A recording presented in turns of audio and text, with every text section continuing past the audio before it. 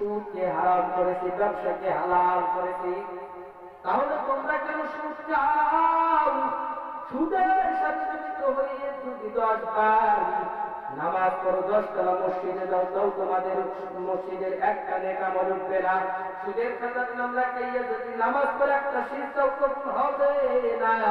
সুদের খাতার নাম লাগাইয়া যদি 13 বার হজ করো, আল্লাহর কসম একটা হজের লাভটাই কবুল হবে না। শুধু মানুষকে দেখানোর জন্য হজ করে কোনো লাভ হবে না।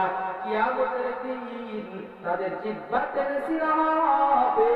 যারা এই জিহ্বা দিয়ে হারাম খাইছে, যারা এই জিহ্বা দিয়ে সুদ খাইছে, যারা এই জিহ্বা দিয়ে বিগত আল্লাহ তাআলা দুইটা জিনিসকে বেশিরভাগ হেফাজত করতে বলেছেন।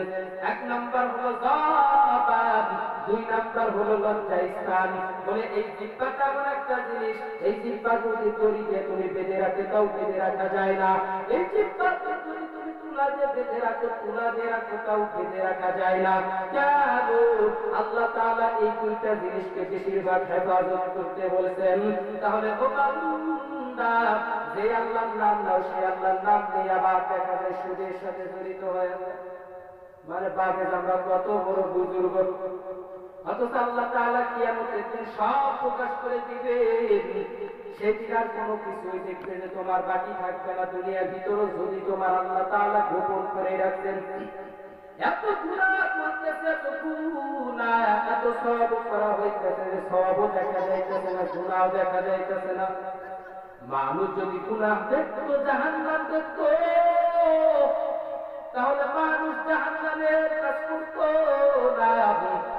তবে বলা যাবে না যে আপনি জাহান্নামী। যদি আপনি খারাপের পথে থাকেন তাহলে বলা যাবে যে আপনি জাহান্নামের পথে আছেন। ভালোর পথে থাকলে আপনি জান্নাতের পথে আছেন। আর যদি আপনি বলা যাবে না যে আপনি জাহান্নামী, এই কথা বলা যাবে না। তাহলে চিন্তা করেন, মানুষ আজ এতটাই বিমরা,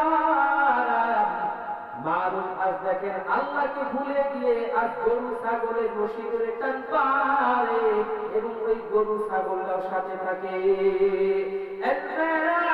জাদু করো জানবে সাব ঘুমতে রাও, একদিন পাস চল জবাব মোহাম্মদ তারা मुझसे मुझे तुरु काम ताक देखो मुझ में एक नजूर।